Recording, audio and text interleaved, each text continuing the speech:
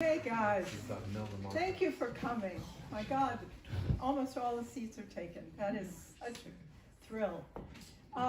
You never know because the schedule of events, which is on a paper that you can get over there so you can see what's happening throughout the week. There are at least 6 things happening every day. They're very close in time to each other. Okay. So it hardly gives you time to go from one to the other, but maybe you can pick a few that you like. I saw Joan Malcolm, who's I think the head of the conservation, Martha's Vineyard Conservation, and she's, one should bottle her energy. She is so excited about this week, and she's so excited about the subject. And they call it Martha's Vineyard Climate Action Week, which is a new name for the climate. So I think that's getting us a little bit further than just climate warming or something else. It really gets your juices going, and you can look through these papers are all over there, and the buttons, so you can wear a button. You can choose, if you take a picture of the top of that plastic cup, I think it's also, if you take a picture on your phone of any of these. QR codes. What? QR codes. QR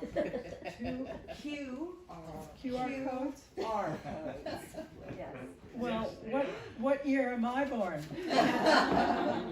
Only the QR code. Just Latin? QR, what is that for? Queen Richard or something. Okay, at least. So anyway, you can dial into anything you're interested in doing. There's probably an activity. There's somebody who will respond to your questions, and you can kind of manage your way through this crowded week and beyond. Because I think their idea is, they sort of called it the Vineyard Way, and that they've adopted that nomenclature, and so we can, maybe get enough people interested in working for a better climate that we can be known as the Vineyard Way. It's kind of a cool thing.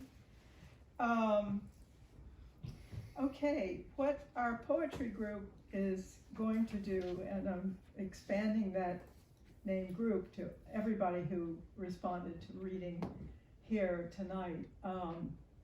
There's most of our members, most of the readers are from Cleveland House poets, and then there are other notables such as our own poet laureate from Martha's Vineyard, Jill Jubin, and who else is not a CHP person who said, and Holly's, I don't let her go, but she tries to pull away.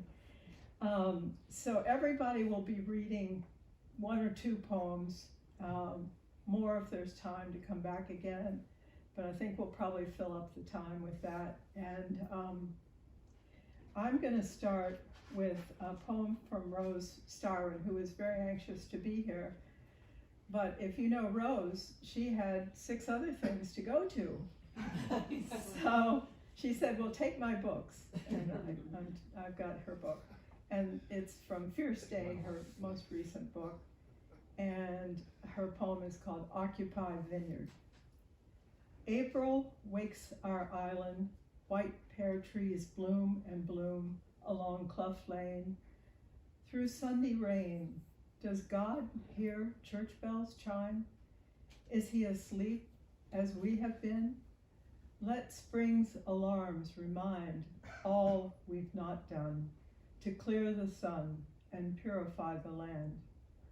Alarms beyond such beauty sound, dead mallards, seaside lawn, no roses, fiercest winter storm, entangled fish, dark smoke trails from where child-drawn clouds moved on.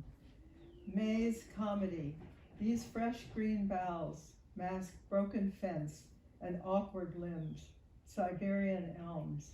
We smile, applaud such chance, to sally forth again, surviving one more hurricane, counting now each blossom, wing beats, timed as citizen voices, sing, soar, and descend, atone. Okay, I'm gonna pass this along to Holly Burgon, who will read a couple of poems.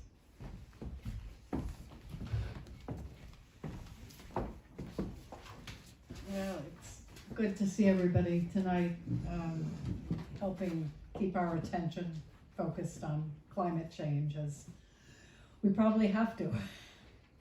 I'm going to read 2 poems, and the first is set south of Denver in Colorado.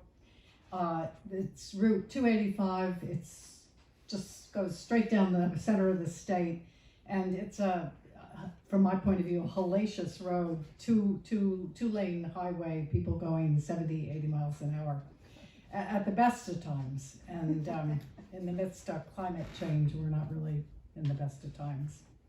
So this is called Kenosha Pass. Driving home on US 285, south of Denver, I hear my phone ping to report a road closure ahead.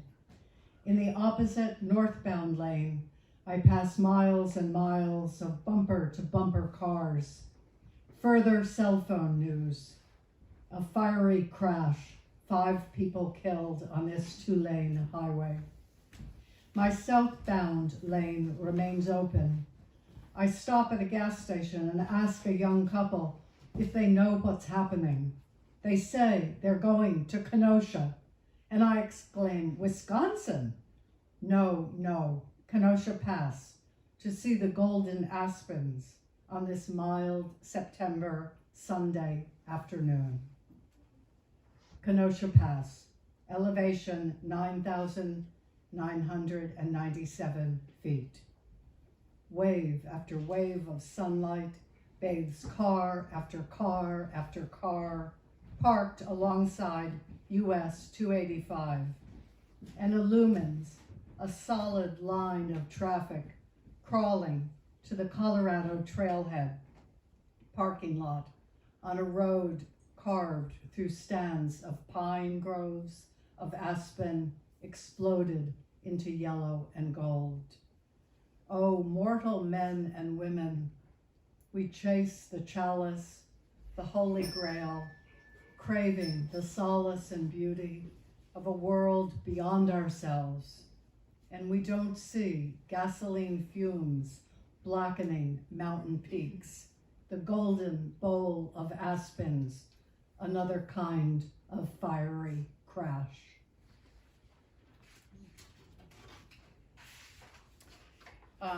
The second one is an either-or situation, which the cause of either-orness becomes apparent as the poem goes on. Sunset or a world on fire. The door blows open, bangs against its hinges, or sunlight edges into the kitchen, a door ajar. A train idles at the station. Passengers flicker in and out of mist, or the station's wreathed in smoke, cars upturned and burning. The conductor on a rush hour bus jokes, "Everyone breathe in," or a young man with a backpack enters at the last minute. The phone rings, news of life. The phone rings, a voice I wish I'd never heard. Tonight, driving west, I am no longer certain of anything. The gash of arroyo across rocks, an abyss I could die in, or a stream of water feeding willow and swallow. The skies ablaze in scarlet and gold, red rock mesas, a river of flame. How can I tell if it's sunset or a world on fire?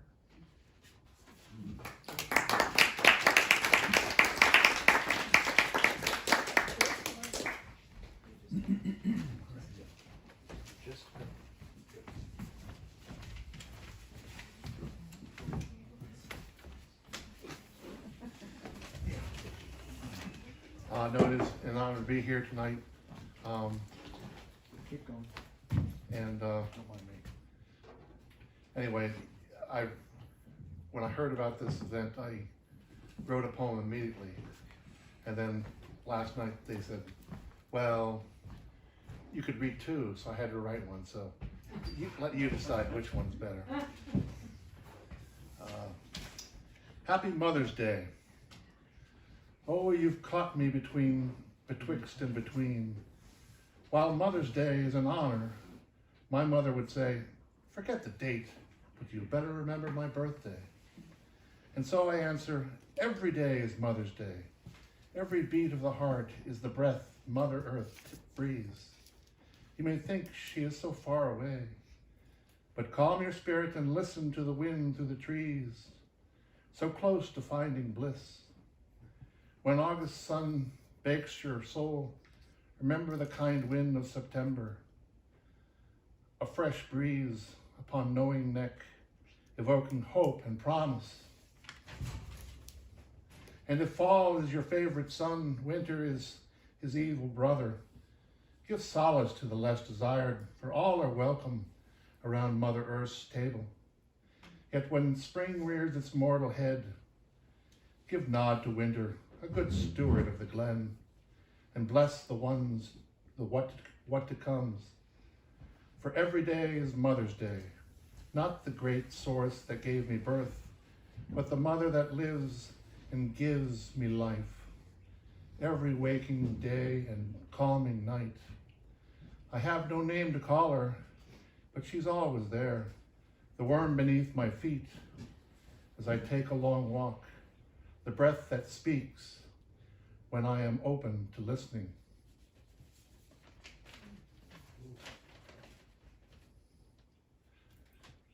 Hear no evil, see no evil. Someone else's problem, they said. I'll be dead and gone, some say. But storms came, the beginning of the end, says I. Beg not the serpent to bite. Will the pictures from space always be blue, or will it become a purple haze? Time to find another Earth. Or do we fight for ours? Fight not with weapons, for words can have the same effect as cruel waves pounding a distant shore. No walls can keep it at bay. None so blind than those who refuse to see. None so deaf, the blight refusing to hear. None so feared are both that can see and hear and still do nothing. I live on an island, as do we all. The ocean begs for our love and can only hold her breath for 1,000 years or so. The acidity of my ocean has gone up 2% in the last 20 years. Does the ocean always give? I hope so, but wouldn't count on it. Why are we sitting by the gate? What a weary plank to walk upon when no one listens, when only a few speak. Thank you.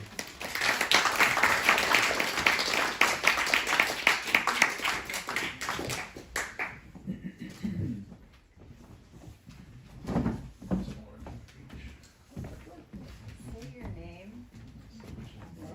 My name is Georgia Morris. Is it really? And that was Chris Led. I'm pretty sure. Yeah. Well, that's good.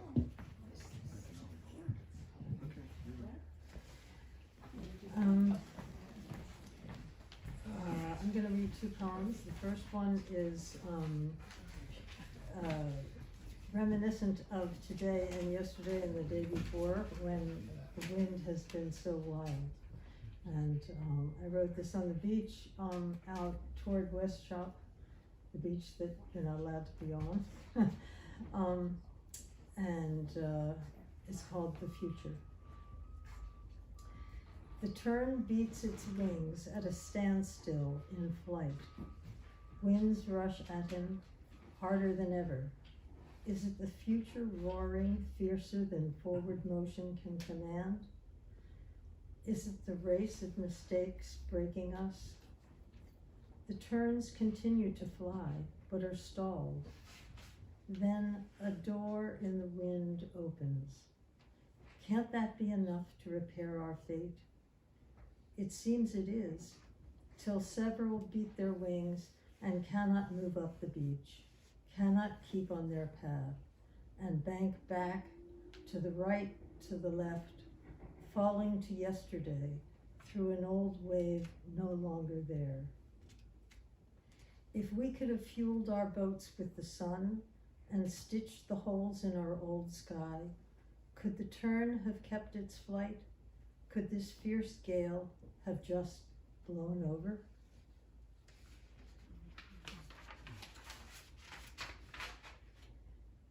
And this next one is about when I was a child, we visited my grandparents in Florida every year. And well, anyway, this one's called I Got Off the Train. I got off the train for the free cup of fresh squeezed Florida orange juice and somehow lost myself sipping. Heard no practiced and throaty all aboard, and woke to the panic of a sealed and moving train sliding by. Standing on the platform in a vast and ancient grove, I knew my world had changed. So many beings lost.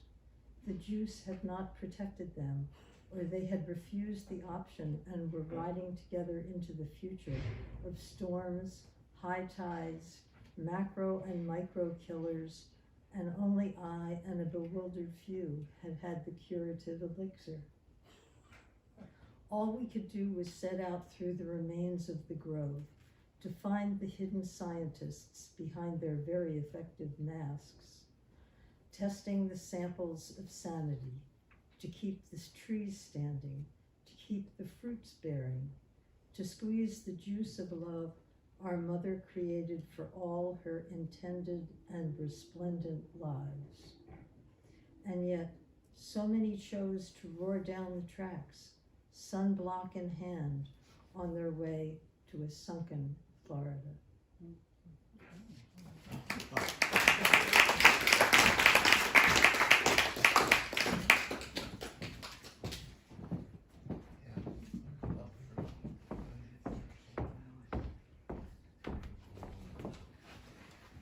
Happy to see so many faces for these important events. I'm Susan Puchel, and I've been with Cleveland House Poets for, I don't know, about 13 or 14 years, and I live up island. In thinking about writing a poem on the subject of climate change, I felt some reticence because it just seemed, so kind of overwhelming in the face of what we're up against, and I was afraid that my tendency would be to get pretty polemic or whatever. But I took a stab at it and wrote this yesterday. Learning you. Nearly 70, still beginning to learn the endless livingness of you. Your fur fastidiously arranged on the back of a rosy maple moth. Your songs robed in the smooth, cavernous bellows of a bowhead whale. Your hair woven in Spanish moss, threading through savanna oaks. And the passion of the warblers hugging round and round your body in dark circles through the night. But all of this may change, O Earth, our mother. This all must go on and on, beginning with our winged brethren, invisible saints pollinating each tendril of world. Within the sacred web, these living tongues and toes impregnating the pulsing net of life. What does this magnificence have to do with the legion, clang, and march of the machine? Warming by machines. Every tweet, email, Google search emits, squanders energy. dulling by machines, mute our senses as they flatten to 2 dimensions on our idolatrous screens. The mighty name of our provider should be Ball, not Apple. Yet it all becomes clear, this forbidden, pixelated fruit as apt source of our ultimate fall. Careening so far off course, let us not have machines have the last say. Photoshopping to remember the final rose.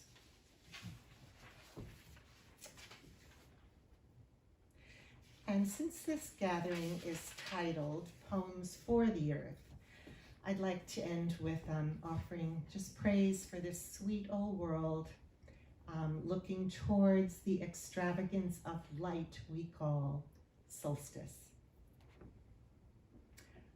Although it feels like November today. What was said to the rose to make it open? Rumi. Was it possible she was too tender to answer Earth's extravagant call? After so long a slumber, how light passions the world.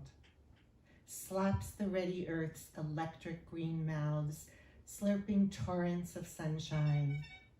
Bales of brilliance scatter through pollen, pulsing the air yellow-green. The throaty world sings ripen. Vibration saturates the fields, open-lapped, buzzing more. Fronds of fennel, curls of pea pods, in riotous spiral, swells of light undulate strawberry blossoms, slain in a swoon of bees. Desire raptures each stem, verdant tunnels charging blooms of rose, peony, poppy, petals spoking in from every direction to meet at the brimming core of the mandala. How much more light can we absorb? When we reach the peak, we'll all just open and rise. Here is heaven. Thank you.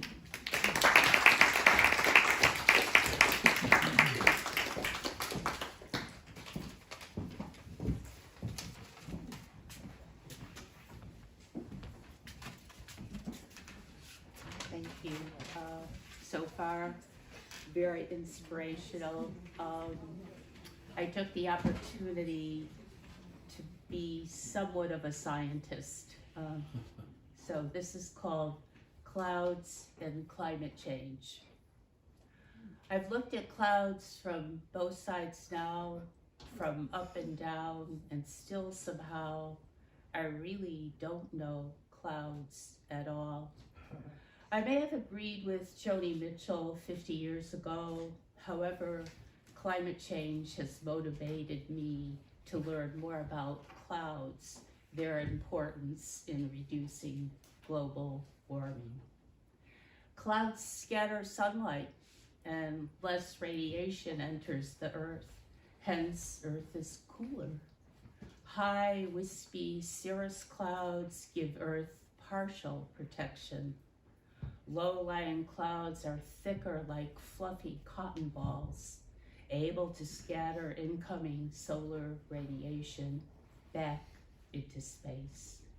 Water vapor, the droplets join to form clouds, make more cooling possible. With increased CO2 levels, thick cumulus clouds would thin out. Extra warming results.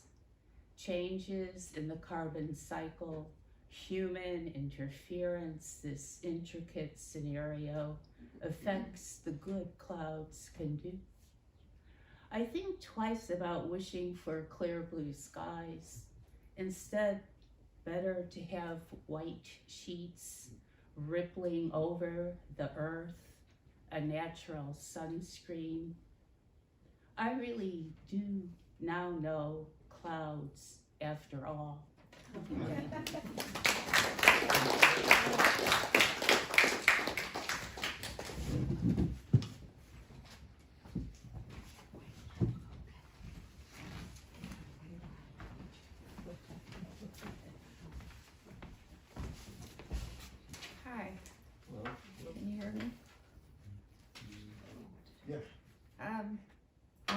Jill Jupin, and I wanted to take this time to thank anybody who submitted a poem to the poetry contest because it was judged blindly, and I don't know who wrote.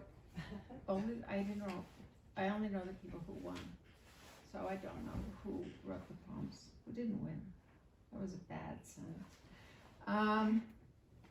And to say there's going to be another Bob Dylan event, but that's not till August, so you'd have to write it on your hand or something.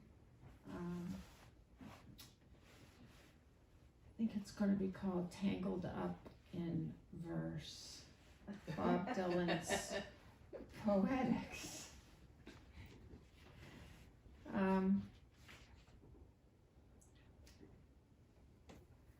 First I'm going to read a poem called Southern California. And the fire came, first a spark, a star low in the sky, or a headlight moving through the long night, but it multiplied, became a life down in the canyon, eating up the land. The fire came like a tiger cat and wrapped its arms around the trees, and the horses burned. The terrified horses burned, and they screamed. The smell of flesh was everywhere. The horses who escaped the fire will always be burning. Their memories are fire. The Santa Anas carried their cries with the flames. I thought I saw them watching the people from the lost houses. They watched it take all they had left behind. And the fire burned. For years, I have wasted all that I have. And then I thought I would read, I've lived here for 22 years, but I'm really from the Northeast Kingdom of Vermont. And I still feel like I'm from the Northeast Kingdom of Vermont. And I'm going there Thursday. I might come back with a dog. This is a poem by a poet who lived up there, Hayden Carruth, lived up there for a while and was a friend. And I never met a farm animal I didn't like, I'll tell you that. This is a poem about cows. The cows at night. The moon was like a full cup tonight, too heavy, and sank in the mist soon after dark, leaving for light faint stars and the silver leaves of milkweed beside the road, gleaming before my car. Yet I like driving at night in summer and in Vermont. The brown road through the mist of mountain dark, among farms so quiet, and the roadside willows opening out where I saw the cows. Excuse me, the cows. Always a shock to remember them there, those great breathings close in the dark. I stopped, taking my flashlight to the pasture fence. They turned to me where they lay, sad and beautiful faces in the dark, and I counted them, 40, near and far in the pasture, turning to me, sad and beautiful like girls very long ago who were innocent and sad because they were innocent and beautiful because they were sad. I switched off my light, but I did not want to go, not yet, nor knew what to do if I should stay. For how, in that great darkness, could I explain anything, anything at all? I stood by the fence, and there, very gently, it began to rain. Thank you.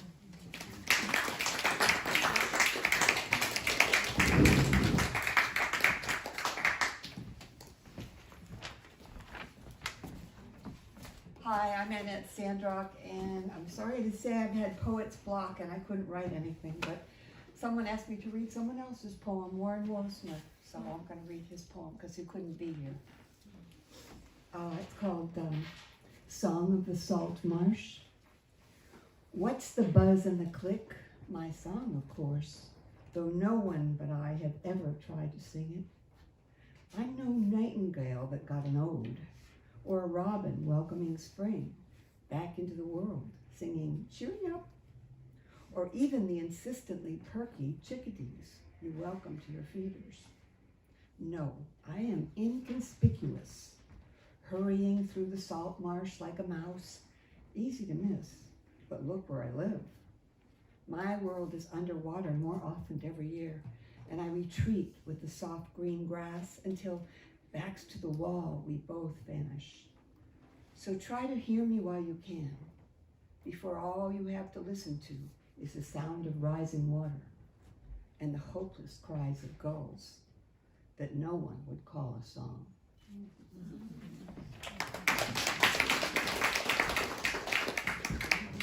Good read.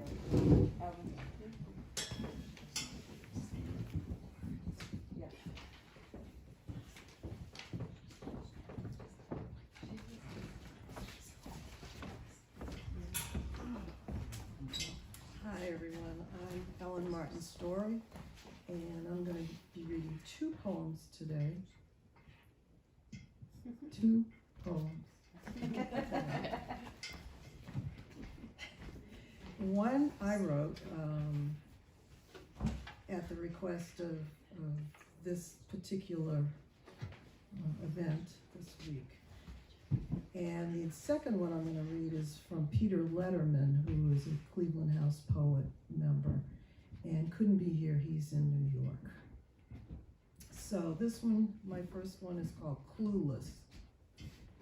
Not worried about climate change. Warm in my house on a rare frigid day with a plate of hot apple pie. I easily finger word lines on a pure white screen. The light behind warming an atmosphere far beyond, melting the ice cream of another future. No worries about ticks birthing early. No worries about the next windstorm. No worries as New England's four seasons merge into one, like California, and California merges into ashes and dust. That merges into a cloud that darkens my daytime sky. Ugh. I'm fine with sharks near the shore, penguins migrating from the Arctic, coral reefs disappearing, floods in Louisiana, rising tides that won't destroy my home until I'm long gone. And yes, I'll be selfish, till an earthquake cracks my basement and a tornado backs me into my last crumbling, crusted corner. I'm good as the shore erodes to concrete, cement spindling legs of starving seagulls, and the ocean pulses higher and higher with a rage that spills onto me, but only until then will I cease to think Earth is a forever thing, and finally listen like a whale washed upon a coastline in its final sunbath without its sunscreen. And Peter's poem is called I Saw an Old Man. I saw an old man who looked like a tree. He said no one saw him, no one but me. So he let me lie down with my back to his bark as the evening sky rolled through his arms into dark. I came to him often to ask many things, why seasons must change, how the birds got their wings, why he was my friend, why water was deep, why some things must pass and others must keep.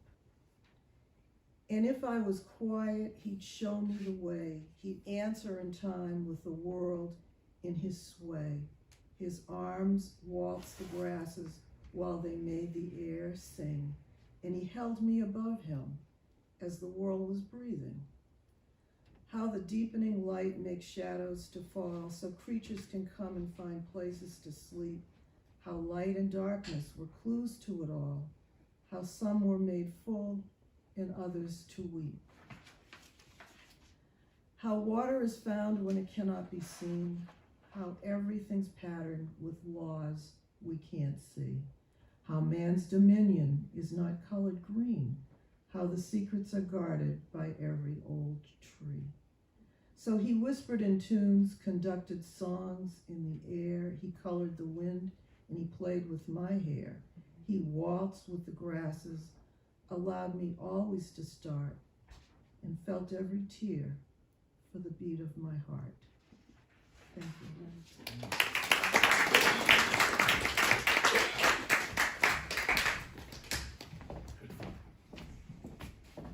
Hi, I'm Valerie Son of Ball. And it's funny, when I started thinking about this, it's kind of, you want me to get closer? Okay, thank you.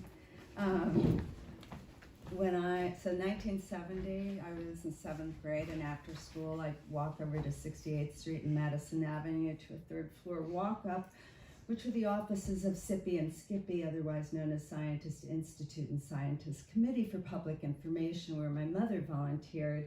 And we had to do community service, so I used to file letters there. And at the other end of the hall were 2 ladies who were starting NRDC, and so when they needed science opinions, they just run down the hall and ask the scientists. And of course, my mother ended up doing the first environmental directory in 1970 called Environment USA. And it's okay, and now I'm 64, and where are we now? Not really. We're probably a lot worse off in so many ways than we were, even though so much also has been improved. So there is this balance, and I think the thing in the last week that I've been most struck by on my walks is mud, and the changing mud that I am bearing witness to on a daily basis when I walk my dogs at the beach. So this poem is called Mud of Life. Each storm beats away the edge, erosion, a form of transformation.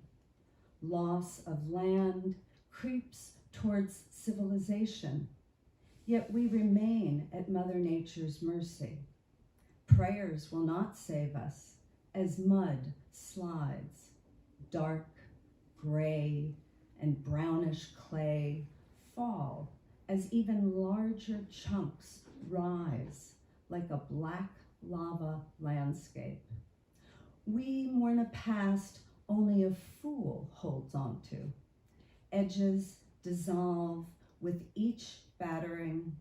Where golden sand once slid, mud hides the veins of the past. Gray, red, and golden clay. Our world, the ground we walk on, dissolves. We teeter and twitter in golden palaces, as heavy as the mud laid over one's body, healing in the heat of ancient ways, held in a place. So one must have aid to dislodge, to move.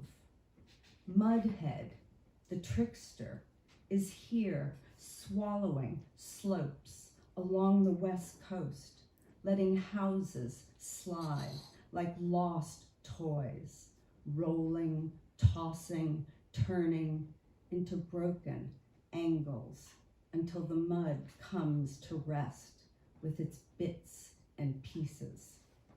Once I stood, feet grounding in mud, making a thick skin over the soles of my feet to walk over hot sand, then swim, mud dissolving with every kick.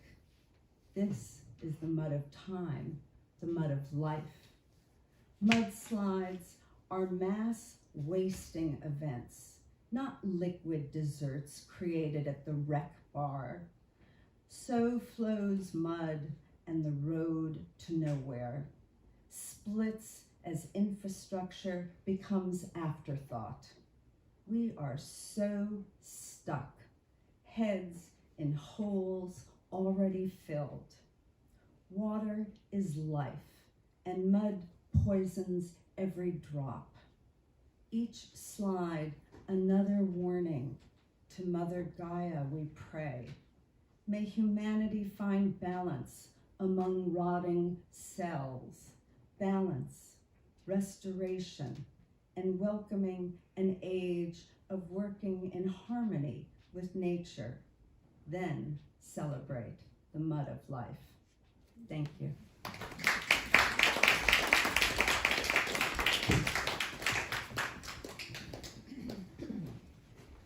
Hello, I'm Jennifer Smith Turner, and thank you all for being here today.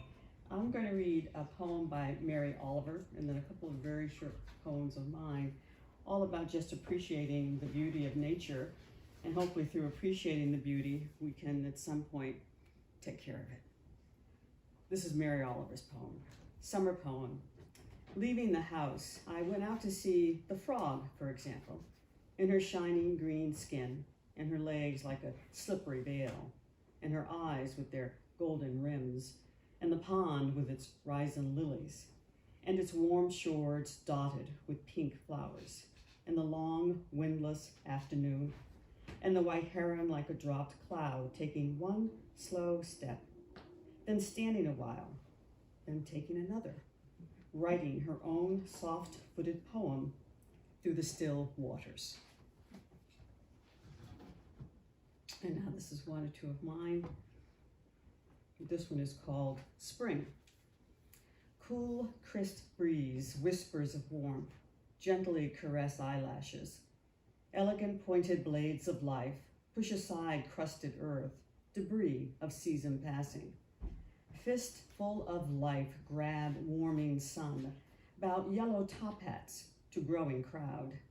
Scatter bouquets of scent, promise long days, warm nights invite inside out. And my last one, sun. The sun sets, with it goes hopes, sorrows of day. The moon rises, with it comes dawning of night. Thank you.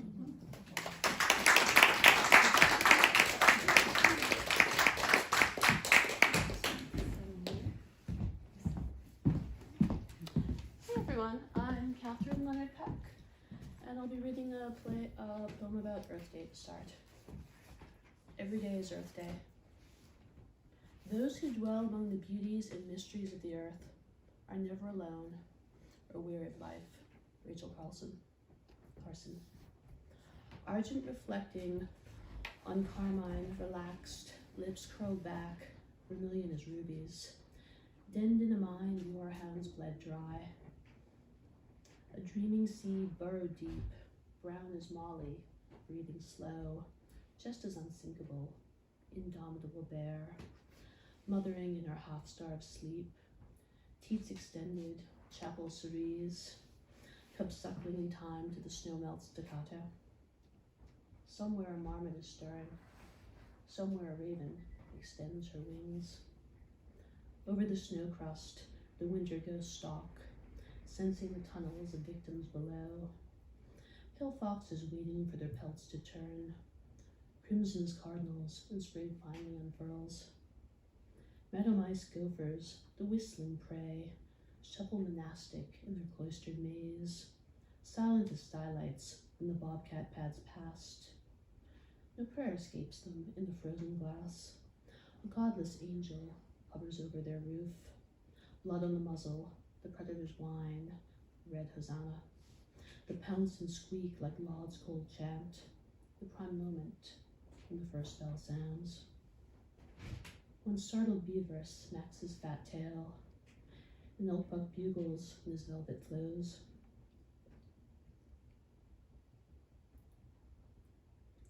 1,000 feet below, the people are marching, boots slap on pavement with a rubbery tread. Black asphalt stirred from dead dinosaurs. Modern sorcery snaps bleak banners to the wind. Polyester, plastic, petrochemical communion. Happy Earth Day, save the planet, we care. In the tree line, a dryad is laughing. In the forest, the fresh sap begins to run. Warm scree cracks and rolls steep inclines. Dirty ice shatters as the clear streams pulse free. The earth doesn't need slogans. Its truth's written hard. and quiet bone, blood, green pine. And the next one is about the wind farms that, you know, are in our immediate environment. If I can get my finger to pull it up. July's last bird.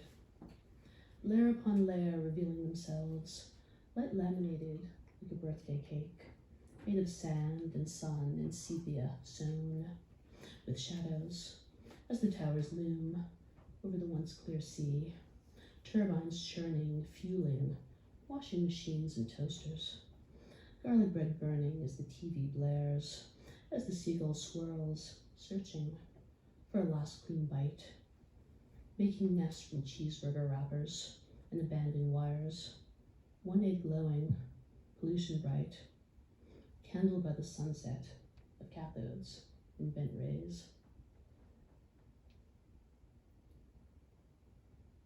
And my last poem is a walking sonnet. I'm walking in the mountains, cruising the downhills, poems in my head as the sun ambles west, as the chipmunks scatter, beats bellow to the winds while the corvids drift. Cottonwood in bloom, updraft companions, little puffs flying like dandelions broke free, joyously beheaded, teasing, cubs, summer stomachs on the ursine prowl. Moonrise makes us crazy. Skulk coyotes, noses pointing like a maestro's baton. Song of Polaris, cerulean howl, midnight's prodigies, the earth's violins. On my couch, by TV ensnared, I chew on my hand, cognoscenti on stars. I'll take this opportunity to introduce our next poet, because I don't think everyone from Cleveland House has met him yet. Tane Leonard Peck. He's a novelist, playwright, and poet. One of his plays just premiered at Lincoln Center a few weeks ago, and he's our new West Tisbury Poet Laureate. Thank you.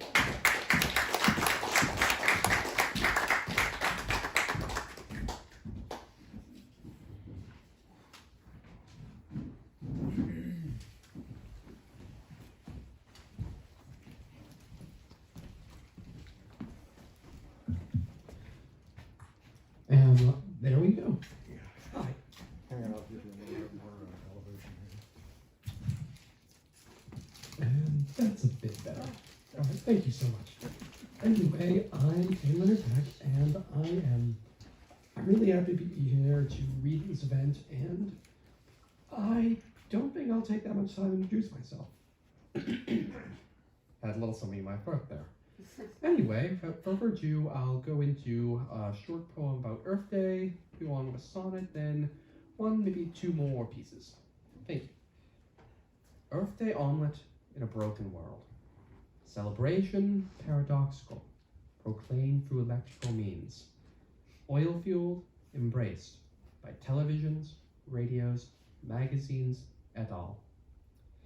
Every act of obeisance to terrestrial mother, poisoned by stains of plastics and coal. Yet, think, wonder.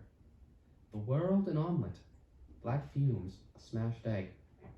Through the dark arts, we fuel righteous acts. A gas-fed truck ports saplings to plant. Ravaged soils produce minerals for phones, computers, devices to learn of our enemies and how to fix them. Waters may foul, and winds may rot, but ever do we endeavor to see them pure again. And up next we have the sonnet I mentioned, Avalanche. A stone foundation to alight on, hard bed, heavenly comfort, the soft snows. Spring warms the earth, heat urges, drifts along, ice eager to snap as the fresh wind blows. Mountainsides tremble, momentum awaits, alabaster charges down a black hillside. Snow shivers, quivers, the storm hesitates, and then slopes shatter, roaring on their ride. Sparks slashing, rocks tumble, tossed by the fall. Trees bend and shatter, sap spurts from their roots. Mice and marmots dive deep, sensing squall.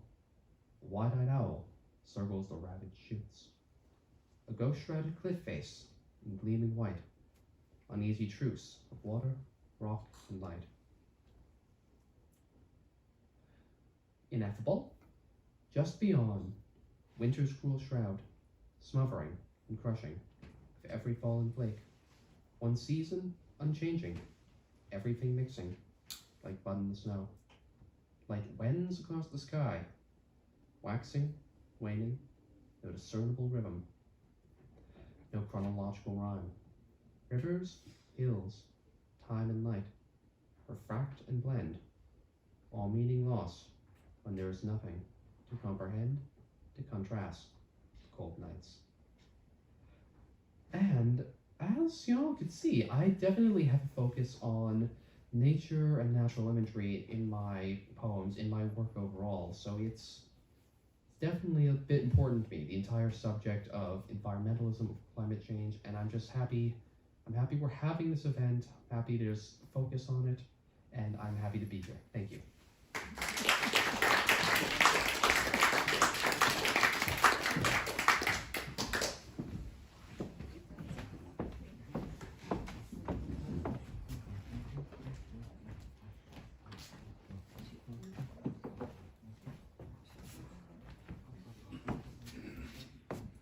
Well, I was going to finish up with the whole of T.S. Eliot's Four Quartets, but I think we've just about...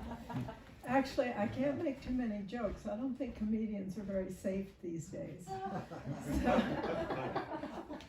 So what I do want to read you is just a tiny paragraph from a scientist. Her name is Ursula Goodenough. She is a former professor of biology at the University of Washington. She's returned to the Vineyard to live. She's on Blue Bark Road. An amazing woman, amazing brain, and I don't know if you knew Paul Levine, any of you? No, he just died. She was his second wife. And two brains just, I don't know how they even stayed in the same house. But, her daughter is, I really am passing her name around so that you, if you meet her, say hello in there. Her daughter is Matea Murray. Anybody know from the charter school? And so that's that. But she answered, I'm always looking for answers, and I do get many of them from poetry, but I do often knock at scientists' doors to tell me things. And I do know that the Earth is going to die, and you guys know the Earth is going to die in 4.5 billion years. But we're going to be a crisp little ball. But I guess the importance of this is that we don't wipe ourselves out before it, happens.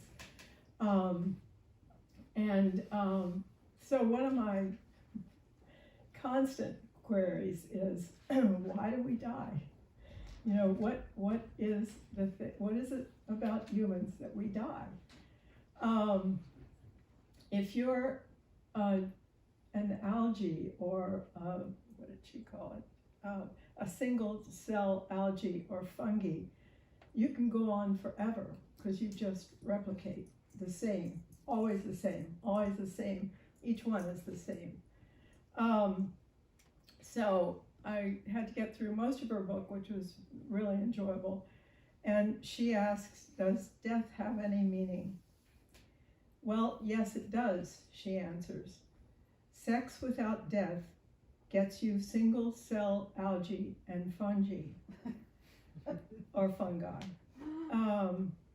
Sex with a mortal soma, that's a body, I think, gets you the rest of the eukaryotic creatures. Anybody know that word? I haven't looked that up yet, but they're the rest of us. We're not single cell algae or fungi.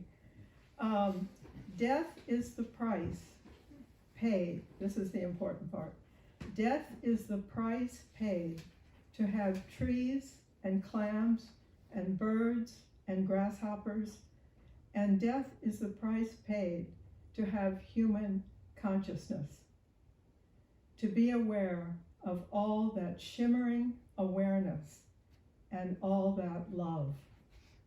My somatic life is the wondrous gift wrought by my forthcoming death. I know I feel I honored to even be in the same room with her, but she has wonderful, wonderful thoughts, and it's a great book. It's called The Sacred Depths of Nature. I think all of you would like it. Okay, I'm just going to read one of mine, and it's on that theme. They just keep on dying, for John Prine and me. On my walks in the woods, not far from home, there is another beauty fallen across my path.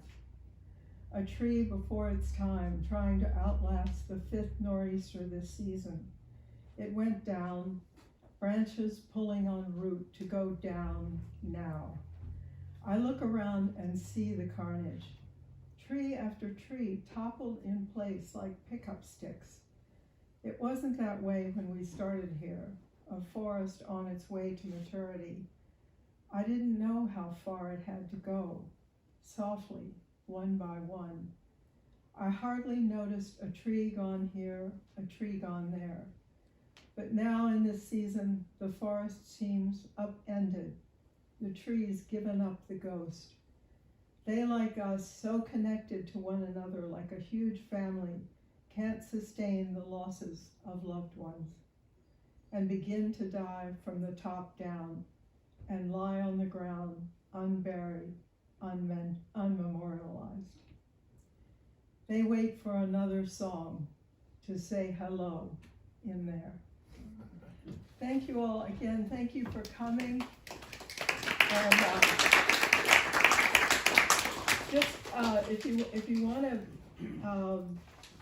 really be jealous of us, just know that at least the Cleveland House Poets get together every 2 weeks to share in this way. I hope we get to come back and read to you again. And do grab some of these pamphlets over there and a button. Okay, thank you again.